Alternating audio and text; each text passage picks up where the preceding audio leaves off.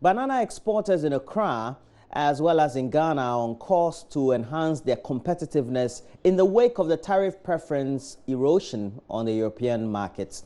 Well, currently the European Union has also extended a 7.24 million euro loan to Ghana to boost export of banana. The facility is under the Banana Accompanying Measures project, which comes in the wake of the tariff preference erosion under the WTO Fair Trade Agreement. And today on AM Business, we explore the role of the International Assistance Program on the two major banana growers in our country. Sweet, succulent, smooth banana is a money-making fruit. According to the Food and Agriculture Organization, worldwide total banana export was about 18 million tons, and that generated $11.8 billion. Ghana, unfortunately, only exported 65,000 tons to the Eurozone, representing less than 1% of total world market export. Ghana has favorable climate for banana production, yet export figures have either stagnated or grown marginally. Golden Exotics Limited is the largest exporter of banana in Ghana. So far, we export 80% of our production to the EU market. So far, we want to expand on the regional market, but today the regional market is not sensitive to organic. So if we go organic today, we know that in the 3-4 coming years, the share of bananas to Europe will be bigger, because we expect to send 100% of our organic bananas to Europe and 80% of the conventional one. But later on, maybe 5 years from now, 6 years from now, we guess that the regional market would become sensitive to organic bananas too. So then again, we aim at being, the ideal figure would be 75% to Europe, 25% to the regional market. And so far, we don't sell in Ghana because we are a free zone company. And the free zone company status means that you have to export. Currently at Golden Exotic Limited, and as you can see here, bananas are being processed for packaging and for export. Behind me here, the gentleman here is applying chlorine to these freshly harvested bananas in order to enhance its durability and also to preserve it longer before packaging and export. At this side, we can see the farmers and also work hands here packaging banana for the EU markets. You can see them putting it into boxes, and all this is being shipped out of Ghana. So in Ghana here, we export about 65,000 tons of banana, out of which 60,000 tons comes from Golden Exotic. The people of Europe peel back more than 2.5 million tons of bananas every year. The love for these bananas has cultivated a strong ground for banana markets in the EU. Latin America does over 60% of banana export. They have the advantage of cheaper shipment because they cultivate on a large scale. The EU found it favorable to impose tariffs on them to encourage and protect emerging markets, that is African countries, Caribbean and the Pacific nations, to penetrate the market. 176 euros was paid on every ton of banana exported by non-ACP members. But in December 2009, the European Commission signed an agreement on bananas with Latin American suppliers, which led to cuts on import tariffs on bananas from non-ACP countries, a threat to emerging markets like Ghana. The tariffication on the EU market. And as coming from the history, we have been protected for long on the EU market. But the EU authorities have made it clear that on the very long term, they would have no more protection, and everybody who would import bananas on the EU market would be treated the same way. But so far, we are still on this protection, and we started from a very high protection, and now we are middle protected, and still it's based on a tariff import for bananas from outside the ACP. Okay. So for us, it's a protection as how long it will be maintained, and what we are aiming to now is that we are looking at how it would do when we have no more protection, and we think it would be maybe within the next 15 years.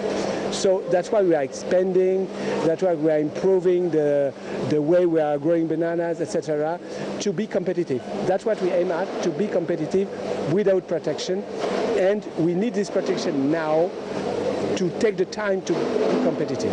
In the wake of the tariff preference erosion on the EU markets, the European Union has invested about 7.2 million euros in the two main banana farms in Ghana, Golden Exotics Limited and Volta River Estates Limited. Well, the access for bananas from ACP countries, including Ghana, has been always a 0%, but there was a certain quota and a certain tariff.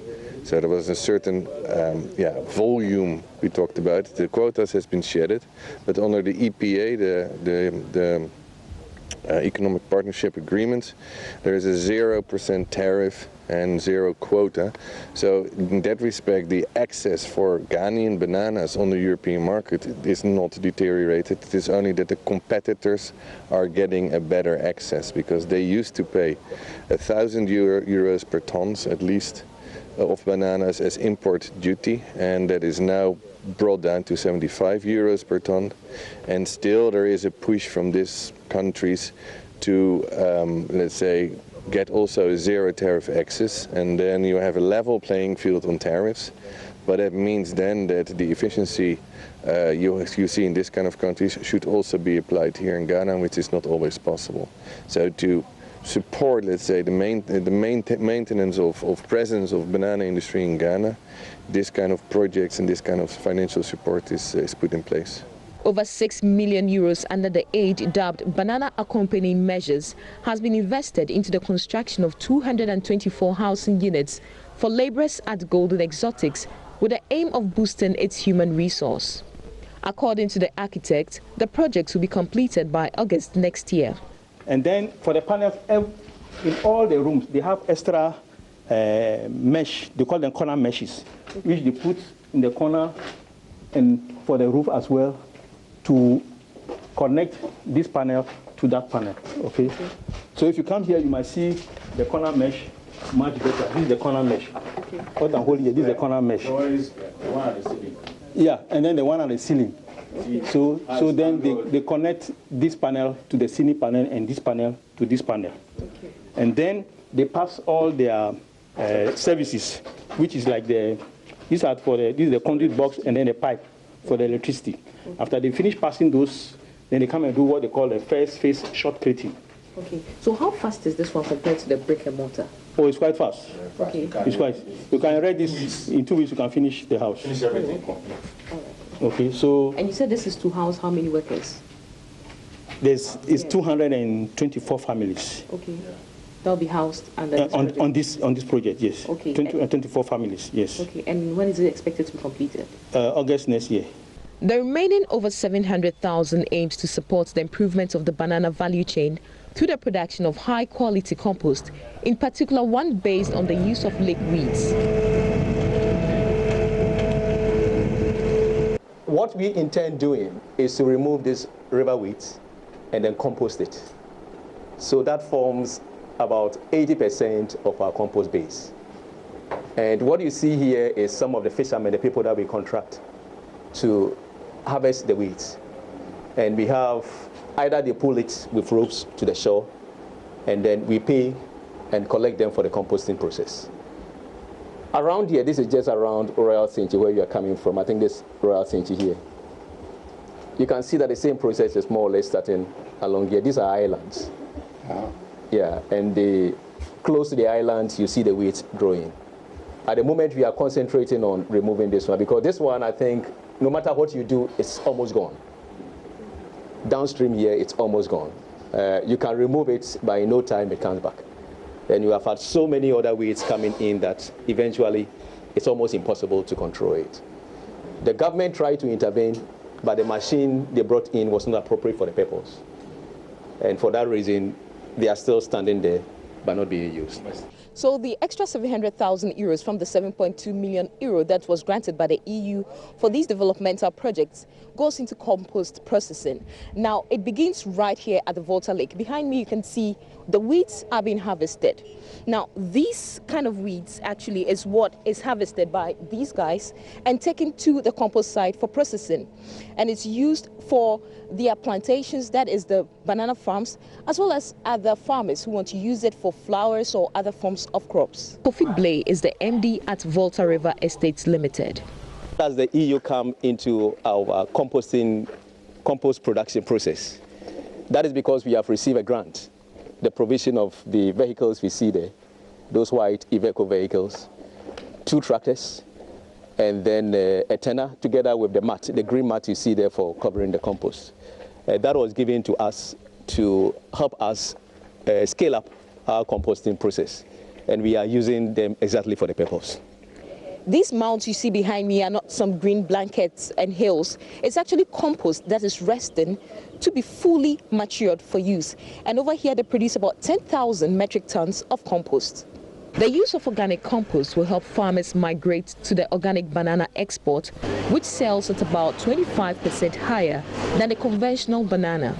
It is expected that the huge investments will create more jobs, increase production of bananas, and eventually rake in huge profits for the country.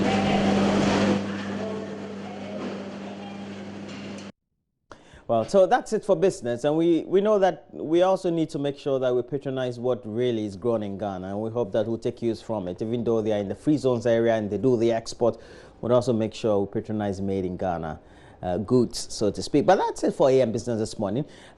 Please know that we'll be having in the studio Roxanne Nelson Dapemokpo, who is a member of parliament for South Dying, and Daniel Ochemabuaji, member of parliament for Bantama.